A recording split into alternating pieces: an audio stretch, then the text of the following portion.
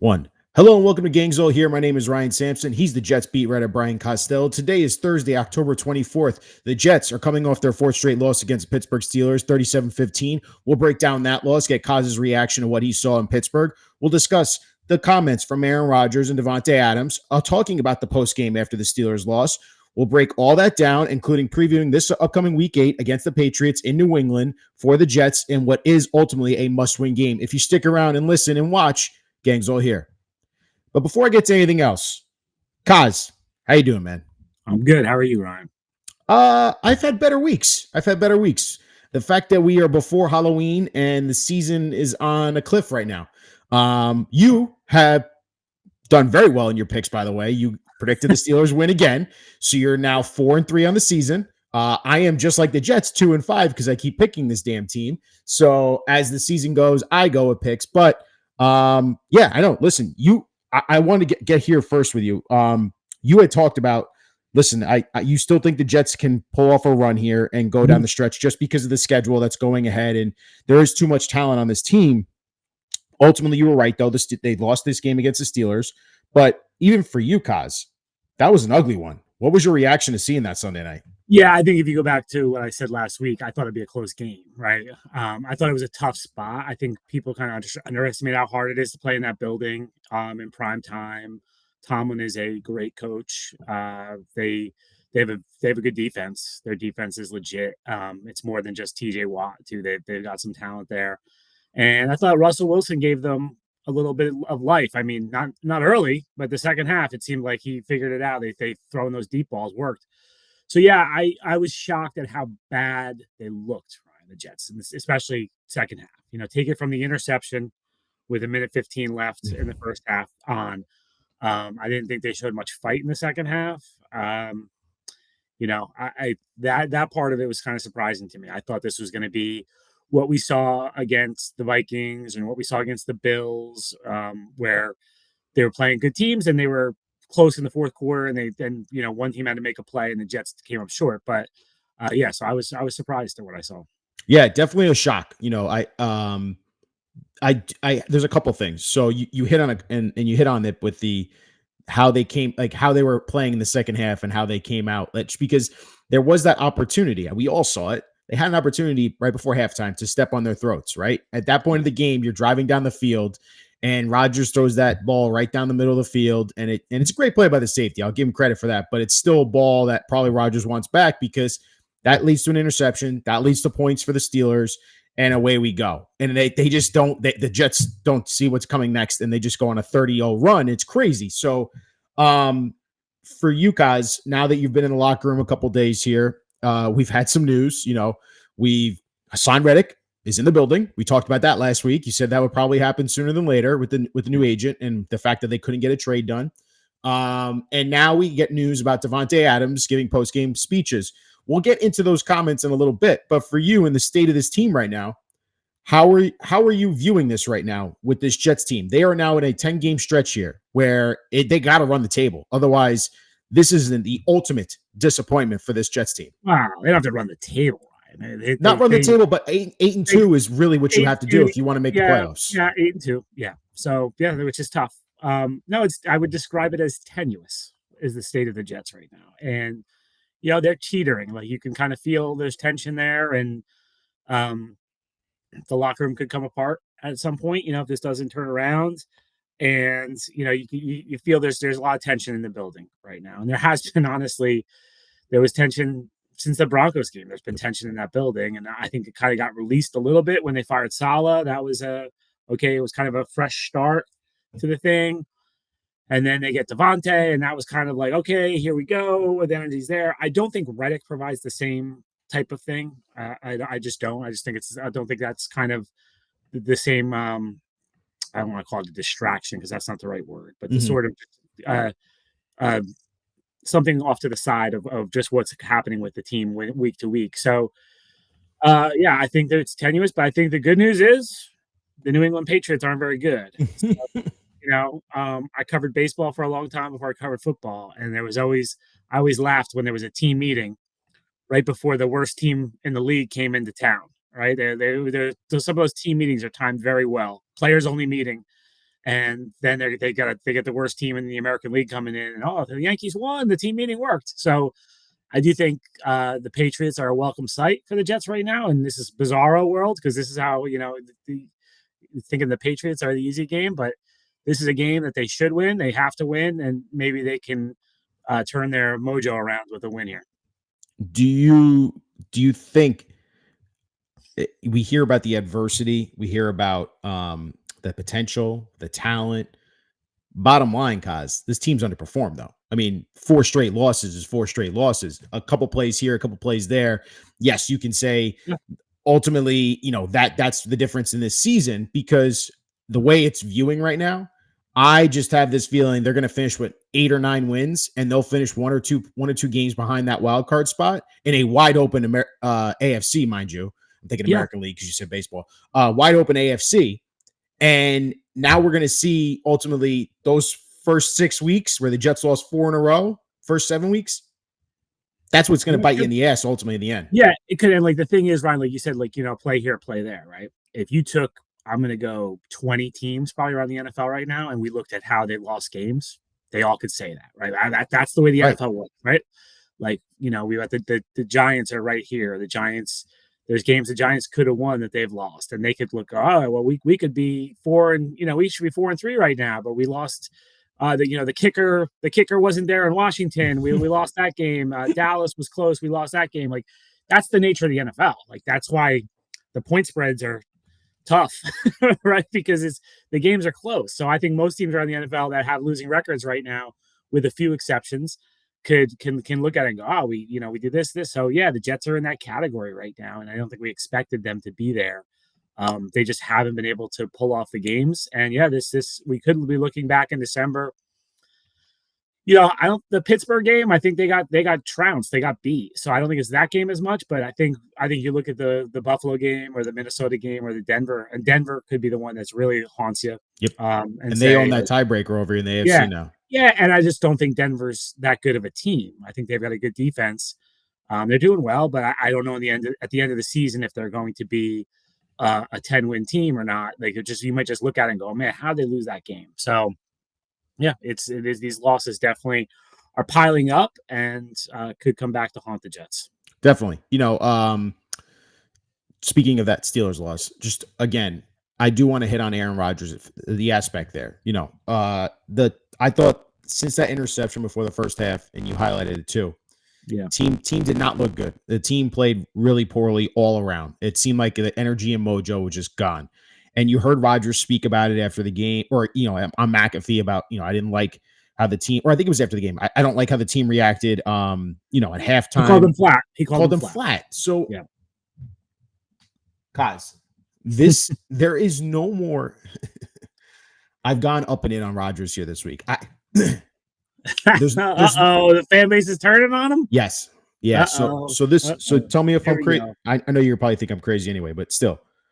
If you say Tyrod, don't do it. No. Okay. I'm not that crazy. I'm not stupid.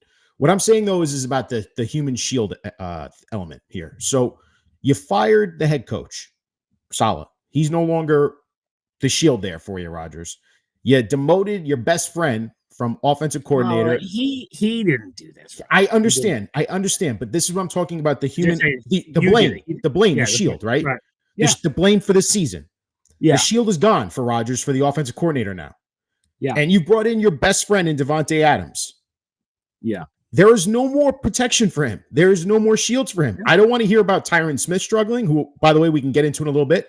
I don't want to hear about that. I don't want to hear about the offensive line struggling. I don't want to hear that he's a beat-up 40-year-old quarterback. This is year 2. The first year we were robbed. There was already questions when the Jets were trading for Aaron Rodgers. Were they going to get one good year out of him? And then that second year could be the cliff that he falls off of. I am concerned with how he's playing because there are a lot of plays on film, right, Kaz, that he is missing guys. That first play against Davante, I'm already going, oh boy, you're missing your best friend on a simple comeback route, and you're throwing it wide. The first interception was terrible. The second one's not his fault at all. That's Garrett Wilson. We could talk about that one too, about Garrett not catching with his body and not using his hands as much as he probably should. Yeah. There is just this element of Aaron needs to play better, period, in my opinion. Yes, he's had spurts of playing well this season, But Aaron Rodgers is having statistically, he's on pace for his worst season of his career, worse than the 2022 season where he had played with a broken thumb. And people were like, well, you could blame that on the broken thumb, not his age, right, of decline of rate of play. Now I'm starting to be really concerned that this is what we're going to get from Aaron Rodgers, a guy who just doesn't protect the ball well that he should, and he doesn't have the mobility anymore. It's clear. I understand he's dealing with a bunch of injuries, but that's the age, right? That's the age factor. I don't know, guys. Like I'm reading this situation. I think Aaron Rodgers deserves a lot of blame for the Steelers' loss, and I'm starting to be concerned about how he's been playing in these games. Yeah, I think that's fair. I do think, the Steelers one was one that you can point to him. I don't think the other ones were on him as much. This was the first one. I mean, the Denver game was a messy, messy day. So, but I thought he played. He had the 3 interceptions against Minnesota. But I still didn't even come away from that game going, oh, they lost because of those. I don't know. This one, I agree with you. He did not play well. And I'll credit Chris Sims here. I saw on his podcast. He broke down that first play. Mm-hmm. And if you see it, Lazard is about to streak down the seam, like with a linebacker on him wide open. And they're rolling to Davante, and Aaron sort of threw it wide because he saw those guys buzzing to Davante. And so, the Davante thing is going to be interesting to watch if he just forces it to him and how that works out. But I think Rodgers would agree with you, Ryan. He has to play better. I don't think he would deny that. I think he knows this team goes as he goes, right? Like when we talked to him in May, he said if he doesn't play the way he expects to play, they're all going to be gone. That was his quote. And one of them's already gone. Salah's gone. And I think I've talked about this on this podcast before. I'm not sure with you, Ryan, if I ever have, but I have this thing from covering this team for a long time. Like I call it the bullseye. There's always a bullseye on somebody. It's either the head coach, the general manager, the offensive coordinator, or the quarterback, right? And it moves, right? So I remember when Gase got hired and, when they fired McCagnon in May, I told Gase, I'm like, well, the bullseye's now on you, my friend. I was like, because that guy was going to take every bullet for you this whole season. It was going to be, this is McCagnon's fault. This is McCagnon's fault. And then he got fired in May. Now they're going to be looking for somebody else. It's not going to be the second-year quarterback. It's going to be you. So with this team right now, the bullseye was on Robert Saleh, right? All the angst, all the anger was going towards Robert Saleh. Well, now he's gone. Nathaniel Hackett has been sidelined. I do think Joe Douglas is going to get anger at some point, but I do think the belief was from the owner on through the fans that this was a really good roster. So they're kind of like, well, Douglas did his job. Why isn't everyone else doing their job? So right now, I think the bullseye is on Aaron Rodgers, and I think he's going to get the heat here if they don't turn this around. And I think he knows that. I think he's smart enough to know that, and we'll see what he does. Yeah, I do think he's hurt, Ryan. I do. I think I'm not excusing the play, but I do think what we saw in that first New England game where he was moving and it looked really good. He has not looked like that guy since, and he got the crap beat out of him against Denver. He got twisted up against Minnesota.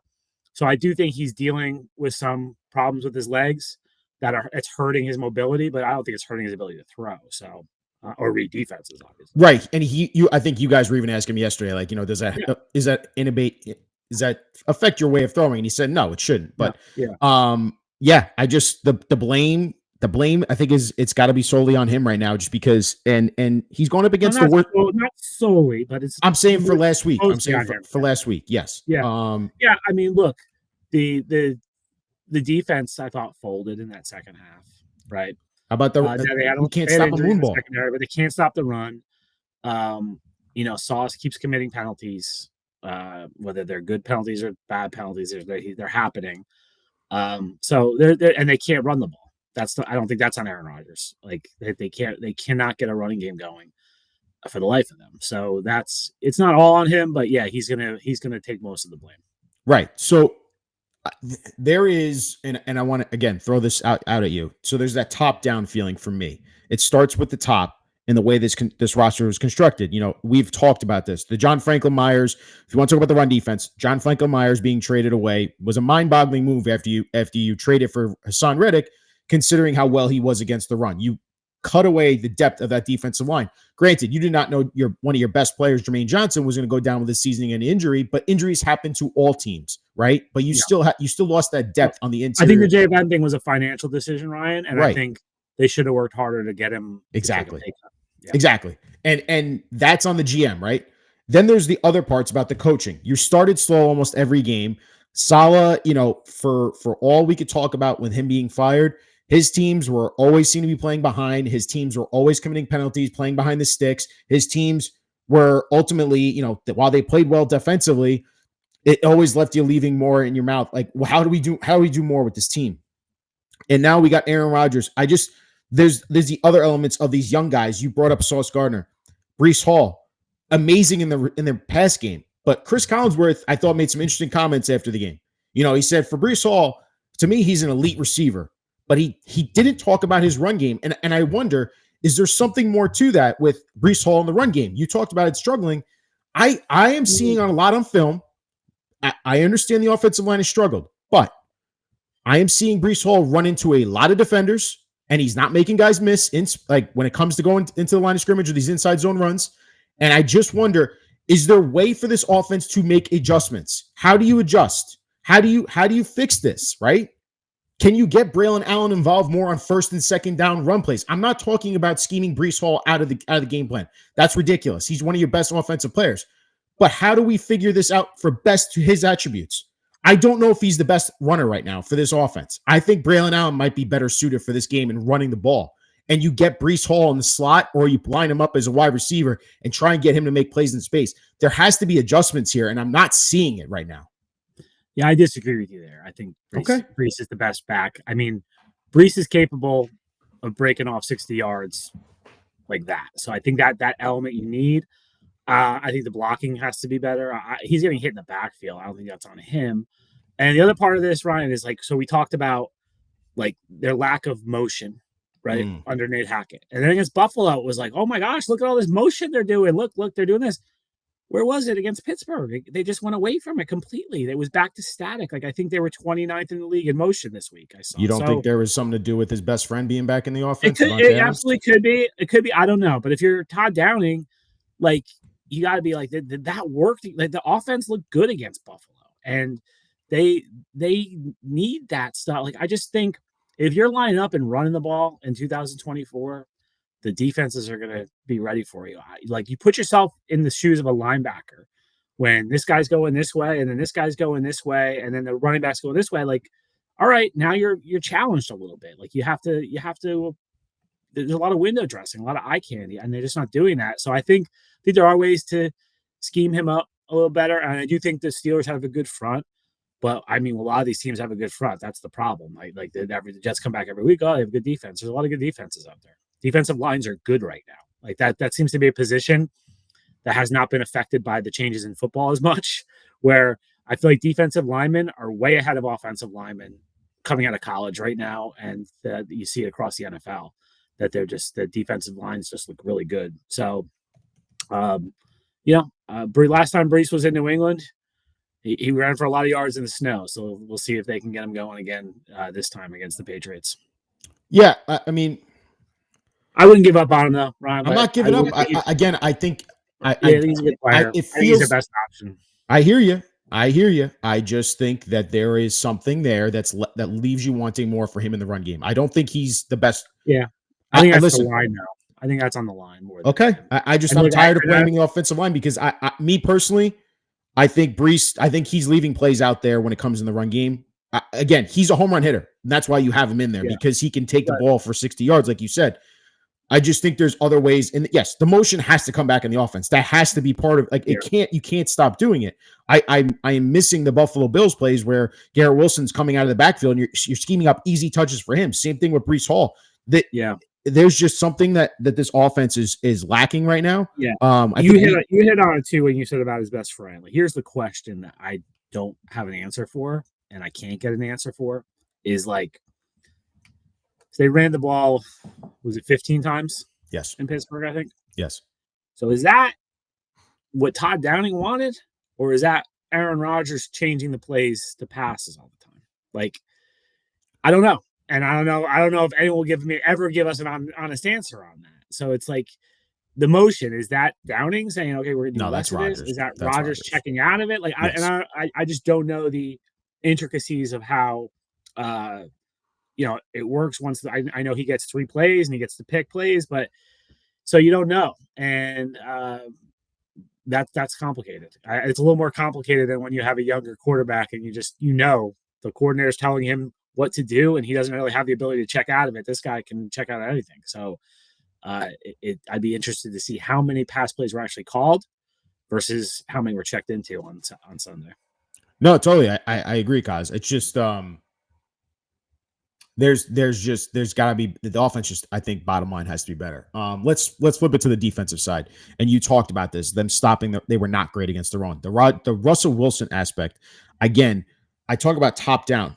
I go from GM and how this team's put together, and now I'm talking about coaching. The thing I'm worried about with this coaching is, do you? And I'll start off with this. Do you think Jeff Ulbrich is spread too thin right now, calling this defense and being the head coach of this team? I mean, I know it's a comical thing, but when he dropped the flag, it's like there's a lot in his mind. Like he's got to be on top of these things, right? So I do right now, Ryan, but I do think that can get better. Like he's gonna get adjusted to it. And he spoke about it yesterday. He said Tuesday was the first time he felt like he had kind of a handle on a normal Tuesday. And if you think about it, like they come back from London. They land from London on a Sunday night. They're getting their bodies back in order on Monday. Saleh gets fired on a Tuesday. So he takes over. Imagine what that day was like for Ulbrich. I imagine he did zero football that day, right? He was getting the staff in order, talking to the players. Then they get ready they play a Monday night game. So then they come back. It's a short week before Pittsburgh. So this is the first like normal week the Jets have had in a long time. So I do think he can sort of take a deep breath. I think we all too focus on game day. Mm-hmm. But to me, like my question to him was like, are you able to watch the film that you normally watch? Like when you're prepping, are you able to game plan like you normally are? Or do you have to do head coach things? Like head coaches get pulled in a million directions. And, he said it was kind of it was the unknown for him that was tough. Like he didn't know he was going to have to do this and that. So I think now he has a better feel. So I do think he can get there, but I think to answer your question, he has been stretched too thin. And I think the defense has suffered a little bit because of it. Yeah, I would agree. The thing that I wanted to hit up with you is Russell Wilson's the best moonball thrower. Deep, like when it comes to throwing. I've seen it my whole life. I broke down plays with Matt Hasselbeck, who knows Russ really well, and he says this guy has perfected the art of dropping that ball in the bucket when it comes to the deep ball. It looked like the Jets DBs had never known or seen a deep ball in their life. Like, oh, I can play the ball in the air. I didn't know that can come down like that. Like that to me, because George Pickens didn't have much separation on these throws. These weren't like, guys blowing them deep. The one hit Isaiah Oliver in the shoulder pad or the helmet, I couldn't tell where it hit him, but it hit him. These defenders, I shouldn't say these defenders, the DBs for the Jets, they look like they had never prepared for a moonball before because they were not playing the deep shot throw. They were not throwing. They weren't playing it in the air. They were not looking back going, I can make this play on George Pickens. And you see Pickens make circus catches. You see Freiermuth make circus catches. And that's how the Steelers offense was able to honestly move the ball down the field besides running it down your throat with Najee Harris. Yeah. No, it's really what got their offense going, Ryan. Like their offense was dead. Like I think everyone in the first half was going, when are we going to see Justin Fields? Like this is terrible. And then all of a sudden he threw that one to the left side. I think it was Eccles was in coverage that dropped in, and they got rolling from there. But for me, that's on coaching and preparing these guys. Like, hey, this is what he's going to do. He's going to take his shots. This ain't Justin Fields. This ain't line drive throws. This is going to be Russ dropping moon balls on you, and you got to be able to play that ball in the air. So again, there's just a combination. There's the players that are underperforming. There's the coaching where I question where's the adjustments, where's the scheme, where's the motion, how we play better against the moon ball, how we play better against the run defense. All these things have been a combination for this Jets team that's been just really frustrating. And that to me, like I'm just disappointed because it's been bad, Kaz, from top to bottom these last 4 weeks. Let me ask you something, because you said from the top down, right? Yeah. But I don't think you really started at the top. I didn't want to go there with you, but I didn't know if you felt comfortable going there with me with the top. Like I went there in print. I know. I wrote it. I know you did. I'm curious though, where does Woody Johnson fit into your blame tree? I would say he's number one. Yeah. He's number one because when you said this is Woody Johnson listening to the fans firing Saleh, I was like, oh, okay, that's something, Kaz. And then you have Hassan Reddick deal getting done the morning of your Sunday night football game. You get the deal done with Reddick. You apparently traded for Davante Adams the night prior to the Buffalo Bills game. Yeah. I think there's one man who's okaying these things, but it's distraction after distraction. And I know you said the Reddick thing's not a distraction, but like it's these things. But like for me, I do think the Reddick thing was. I heard the Reddick thing was done Friday. The news got out Sunday, but the Reddick thing was done Friday. But when I hear from the reporters, or from the insiders and Schefter and Rappaport saying Woody Johnson was quote unquote a big hand in getting the Hassan Reddick thing done, I question Joe Douglas. What are you doing? And I know that there's probably stuff I've heard that, Joe Douglas was pretty much done with Reddick. Like, if he shows up, he shows up. I'm not doing this anymore with him. But Woody going, I've been doing this for 20 years. I think I have a good idea of what you're doing. Buddy, we're in the longest playoff drought in the NFL history in sports right now, in all sports, all the four major sports, the longest playoff drought. It's impossible. It's actually statistically impossible to miss the playoffs like this so many times. And for you to come out and say, I think I know what I'm doing, it's just arrogant. And I am, me as a fan, I'm frustrated, Kaz, and I am 1 week away from being totally checked out on the season, which is the worst possible thing as a fan that you want as an owner of a team. Right? Yeah, apathy is worse than anger. Yeah, that's so. Like we're reaching that cliff, right? We're gonna go from anger to now we're full apathy of like this is the most disappointing Jets season ever. And you wrote about it in your Inside Post Plus article about the Jets, seasons for the past decade and what's the most disappointing. I would put this one number one if they ultimately miss the playoffs. If it goes that way, I wrote that this will be number one. Right now, I had 2011 as number one because that was a season where they had Super Bowl hopes and went 8-8. But look, Woody wants to win, Ryan. Like, no doubt about it. No doubt in my mind, he wants to win. He just doesn't know how to win, and he never seems to get the right people in his ear of just how to do it. And I think. You saw like James Dolan is kind of backed off with the Knicks, and he has good people running the team now, and they're having success, and he's not interfering. I think Woody needs to do that. Like whatever happens in the future, whoever's running the team, he's just back off and let them run the team. And the Woody being like the driving force of the right thing, like Adam and Ian do great work. Their jobs are very, very hard. But I think that was Drew Rosenhaus flipping that out there as a little bouquet to Woody, So, I don't think Woody was sitting there breaking down what the incentives in the contract were going to be. So, I think Woody, after he fired Saleh, now he's out there. Like there's more. Like so, I think he did say get Davante done, get Reddick done. Like I think he's been pushing inside the building to get this stuff done. But yeah, it's I'm the timing of the season ticket notice too, Ryan, not ideal. When I saw that yesterday, I was like, oh my God. And look, I have no idea how that works. So I'm sure that was planned for months that was going to come out on October 23rd or whatever. Right. But if there's any way you can hit the pause button on that after that lost Sunday, they should have hit the pause button. Yeah, I mean, I think that just pisses people off even more.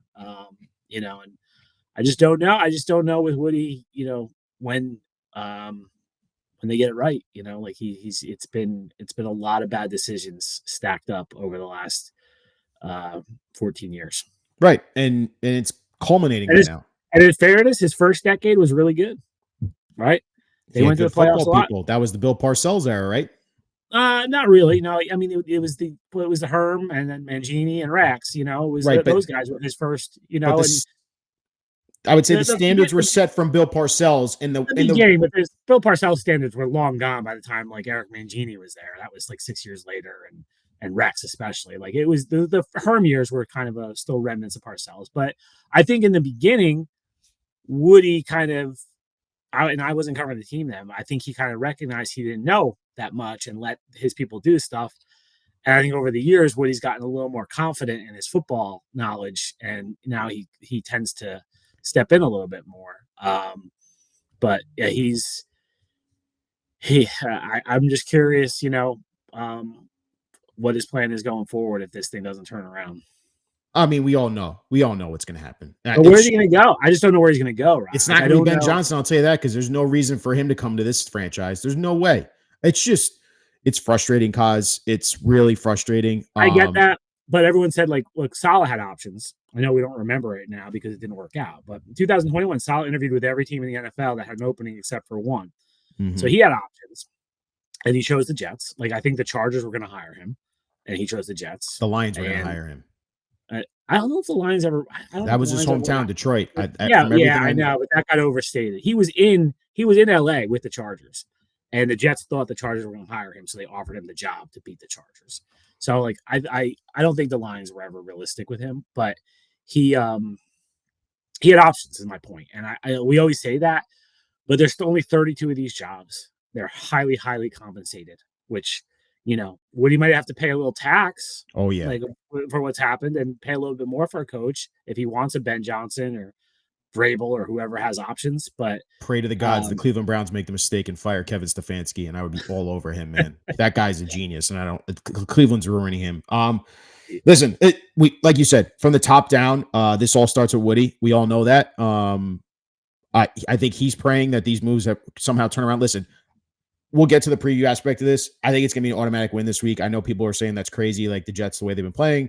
The Patriots are one of the worst teams in football. It's not that impressive. We'll get to the preview part, but it's one game at a time, 1 week at a time.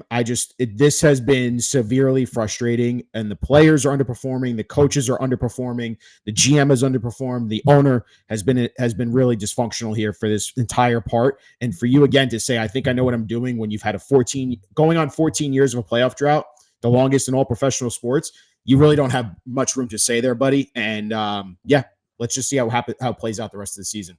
Let's go to Kaz's call of the week. Listen, we heard Aaron Rodgers talk about Pat McAfee, sorry, no, not Pat McAfee. I think it was during when he was talking to you guys. He was talking about the post-game locker room speech that Davante had given to the Jets team only in his first game. And again, I think this goes to somewhat of the culture we need to talk about here with this Jets team and what it's been established as and what's going on with this team. So I want to play this sound, Kaz. I think I got this figured out here, of Davante Adams talking about the speech he gave after the Steelers' embarrassing loss. It's not really my personality to see something that's not right and to just let it go on, regardless of whether it's from the coaches, players, management, support staff, whoever. So obviously there was a lack of energy and urgency out there, and it was apparent, especially coming from. I've played on teams that have that winning culture, and just basically I just took a moment to let them know, like, I had reservations about speaking up too early and being too vocal too early, but I felt like, in my mind I said F that, because I need we don't have time, and I got to do whatever I got to do to help this team move forward. And lacking energy, that's a prerequisite to be able to go out there and have a good year or have a good play or whatever it is. So in my mind, it was something that I wouldn't have been able to sleep if I didn't speak up on it. And I got a lot of good feedback, which it wasn't a big rah-rah thing. It was just more to bring awareness to it, because a lot of these guys in here haven't been anywhere else where they've won and have had that urgency that it takes in order to be a good team. So this team being so talented on roster-wise, it's just a waste to have everybody out there and to have a dead sideline like that. Brees catch a ball and go 60, and we can't feed off none of the energy, and those type of plays are supposed to be. Look, Kaz, there's two elements here. One, there's like 8,000 elements here. Yeah, that's true. So for me, the big thing I take away is I'm impressed as Davante as a leader. I think he speaks well to you guys, and I think he speaks truth. Like, there's a lot of coach speak and player speak. Like, we know we got one game in front of us. I think Davante thinks about what he says to you guys and has some actual thought and like gives you that honesty. So I'm happy to see something like that. Like, he's going to be honest with you guys, and he seems like a good guy to talk to, in these moments. The other thing for me though is you're now only in your first week with this team, your first game, and you've seen now how the culture is how the culture looked in that game. And you saw the sideline, and we talked about it. Even after that first interception, the Jets played down. Their mojo was gone. They were flat, according to Aaron Rodgers. That's concerning that we have to now depend on someone like Davante Adams to get this team going. How are you viewing and how are you seeing everything that's going on with this Davante Adams post-game speech? I mean, I was shocked that a guy would do that 5 days after getting to a team. Yeah, I do think it's troubling that he sees that, but I'm also wondering, like, what's Quinnen Williams thinking when he's getting a speech from Davante Adams about the culture of the Jets, right? Like, Quinnen's been through a lot here. This 6 years, he's seen a lot. CJ Mosley seen a lot. There's a lot of guys who've been through a lot of wars with the Jets. This guy's been here for 5 minutes and he's giving me a lecture about the culture. I just don't know how that would go over. Is there a leadership void on the team that Davante is the one that has to do this? Because he said it seemed like it was the first time these guys were hearing this. So I do think Davante likes himself to some Davante. Like, I've got that from the first few times of talking to him. Another thing he said was he thought Trump came to the game to see him. So, which, made me laugh. But, we'll see. We'll see. I mean, again, I feel like this is the team, the players only meeting before, the Kansas City Royals come to town. Royals are better now. But back in the day when the Royals were terrible and the Patriots are coming in. So I don't know if I'm sure we're going to be like, oh, the speech worked if they win. I don't think this is going to have much of an effect this week, but it's interesting that he felt that, and he felt the lack of energy from the team and felt the need to speak about it. I just don't know, and I haven't had enough time to talk to guys of how well it actually was received, because I do think there's also a sense of, Ryan, of Aaron going out and giving the state of the team every week on Pat McAfee and how that's playing in the locker room, and now he's got Davante, and I just, they better start winning, because I do think this stuff's going to irritate guys soon if the winning doesn't come. I can hear it irritating guys possibly if they don't start winning soon. It's irritating fans, plain and simple. Like, just win. That's all we care about. Like, there's a lot of talking and a lot of headlines, and I get it, and not much. You're not seeing much on the field. I also don't want to hear Jeff Olber talking about adversity. I've been a Jets fan my whole life. I've been dealing with adversity since day one with this freaking franchise. Like, if you know what I mean? Like, it's just the wrong messaging. Like, and same thing with Aaron. I knew what he was getting. Cause I called it in the postgame show. I go, I can't wait to see these comments from Rodgers, because I know exactly what it's going to be. He's going to blame you guys, the media, and us, the fans, saying, first thing you got to do is stop listening to you guys. How about you stop talking? And then the other thing he's going to say is it's just 1 week at a time, and that's all we got to do. Just win the first one, and then we'll focus on it from after there. That's a classic speech, predictable right there. And I knew that's what you were going to say. I don't care about that, man. I don't care about the talk, about the culture. First off, the culture stinks. We know that. Like, there's not much leadership going on in this team right now. If there was leadership, you would have responded well at halftime against that Steelers team. You would have found here's what like jumped out, and we were talking about Woody before, and I think what I wrote on Monday, I'm not sure the headline conveyed it completely, but the thing that jumped out at me when I was thinking about that game afterwards, right? When I write that Monday rewind in the morning, it's kind of my thoughts when I wake up in the morning about the game. What Mike Tomlin did on Sunday was amazing, right? Yes. Like, they were 4-2 and he switched quarterbacks. Like, think about that for a minute.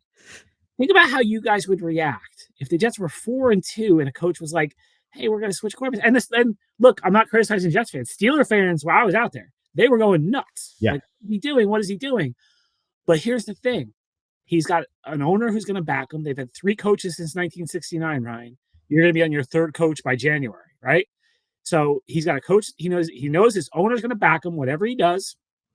And they've got such a good culture there that they can they can just go through stuff like this. And I was like, the Jets could never do this in a million years. They wouldn't do this. And, it's unbelievable. Like, I heard when I watched the broadcast to get back, like, they were saying, like, he basically views this as like a 2-week experiment, and then they have the bye, and he's quarterback during the bye week. Like, that's crazy. But like, it worked, and but like it's just like I've talked to guys who've come from Pittsburgh to the Jets, and like just the difference, because there's just such this like winning culture there that's been there since the 70s. Really, they had some bad times, but mostly since the 70s, and like just the difference in the feeling. And you know, they get guys, they try to bring it to the Jets, it just never seems to work. And that, kind of my other question about Davante, Ryan, and like maybe this is going to be great, maybe he's going to be a great leader. Like if I'm looking, I'm like, what has Davante won? And like Rodgers is a 4-time MVP, won a Super Bowl. If it's coming from him, I take it a little differently. Davante hasn't won much, and by the way, he just gave up on his last team. Like someone asked a good question. They're like, why didn't you do this at the Raiders? Like, if you're such a leader, like why, like you asked out, you bailed. And I don't know, like I kind of be looking at the guy, like kind of like, wait a second. You shot your way out of town from your last team. So, yeah, the culture is an interesting thing, and the Jets have been searching for it for a long time. Yep, and the constant turnover doesn't help, obviously, and it looks like we're going to have more turnover again this offseason if the Jets miss the playoffs. Kaz, believe it or not, we have a game to talk about this week with the Jets and the Patriots. I don't really want to spend much time on this because, again, I do think this is going to be a blowout win for the Jets, but blowout win. Yeah, they're going to, Kaz, you know what's going to happen. This has got it written all over it. The Patriots are terrible. They're terrible. Their coach is calling their players out, calling them soft. Bill Belichick's calling them out. That what I'm saying, it's like Belichick's calling them out. The defense for the Patriots, the run defense is terrible. So I could see the Jets running the ball really well against them. For you, what are you watching? What's the X factors going into this matchup for the Jets, favored by 6.5 into New England? A Sunday 1:00 game. It is a must-win game, no matter what. If they want to try and somehow make a run here, what are you looking for? And what are you looking forward to in this matchup? It's all about the Jets to me. It's really not about the matchups or anything this week. It's just how they come out. Do they come out with energy? Can they score a damn touchdown on the first series of the game, right? Like they've scored 3 points on their first series this year. Can they design these first 15 plays where they come out and do something? By the way, Ryan, we did talk about a tight end touchdown last week and we got that. So, I'm just curious. Can they run the ball? Can they just look more efficient offensively, defensively? Can they stop the run? How does Reddick look? Is he going to set the edge at all, or is he going to be flying around trying to get his 12 sacks or whatever he needs to get a few $1 million? So, to me, this is all about the Jets. I don't really care about the matchups.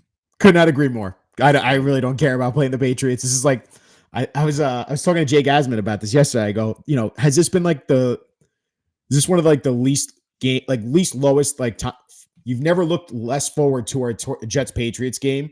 I know last year, last week of the season probably was like right there. But that was like snap the streak. Right, exactly. Right? You did have snap the streak going on there. Yeah. This feels like Belichick's last game. You knew it was Belichick's last game. Because for us as Jets fans, we've been so beaten down in this season, especially. I just don't care. Like I'm in that point right now where I'm gonna watch and be like, now as a fan, I'm just gonna be like, okay, cool. Breece Hall touchdown, cool. Aaron Rodgers throws for 3 touchdowns, cool. What would it take to suck you guys back in against the Patriots? Nothing. Yeah.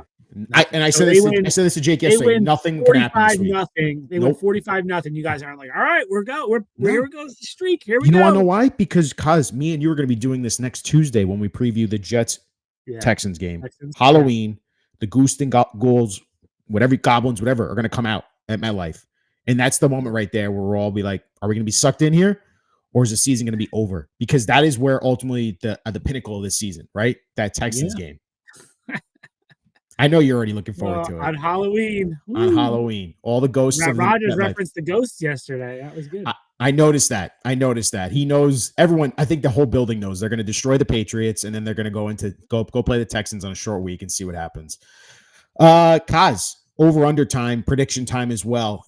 Last week, again, I want everyone to hear this right here. Kaz went 3-1 last week. He is 27, 17, and 1 on the season, plus 10 units. You're making good money if you listen to Kaz on the props here. So let's hear what Kaz has got.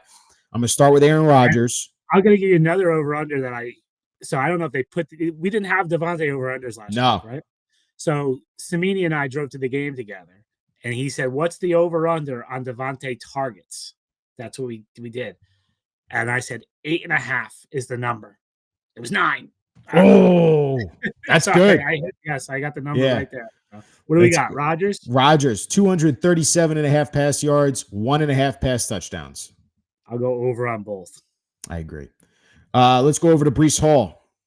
73.5 rush yards. That's a great number. Yeah. I'm gonna go under. Ooh. You defending your boy. He's saying he's a good running back. Yeah. I just don't think they're gonna. I don't think they're gonna run like crazy. I think it'll All be right. passing. Let's flip it over to the Patriots. Drake May, 212 passing yards, half pass touchdown. I'll go under on the yards, over on the TDs. Okay. Now let's talk about his tight end, because I think this is going to be the key matchup for the Jets if they want to stop this offense. Hunter Henry, 32.5 receiving yards. Man, I'll go over.